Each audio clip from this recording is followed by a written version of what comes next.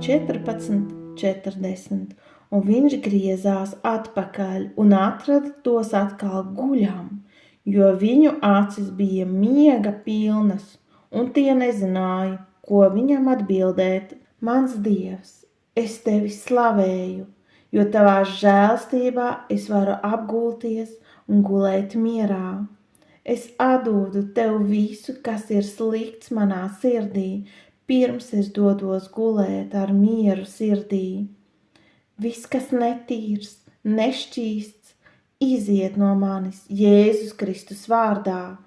Tagad es apvelku, es paņemu visus Dieva ieročus, lai varu stāties pretī sliktajām dienām un būt nomodā un stāvēt stipri, kad tās nāks.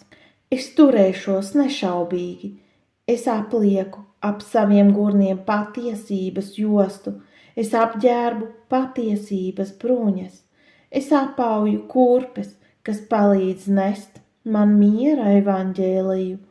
Pāri visam es neaizmirstu ticības vairogu, ar kuru es varu atvairīt visas ugunīgās bultas no ļaunā, kas nāks pret mani.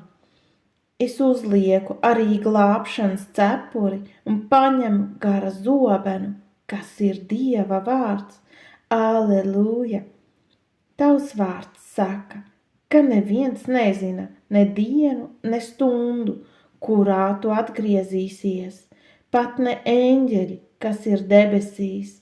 Tāpēc es vēlos būt uzmanīgs, kā es dzīvoju. Es vēlos palikt nomodā šodien, lūgšanu garā, jo es nezinu, kurā brīdī tu nāksi. Es esmu uzmanīga, jo es nezinu, kad tas kungs nāks.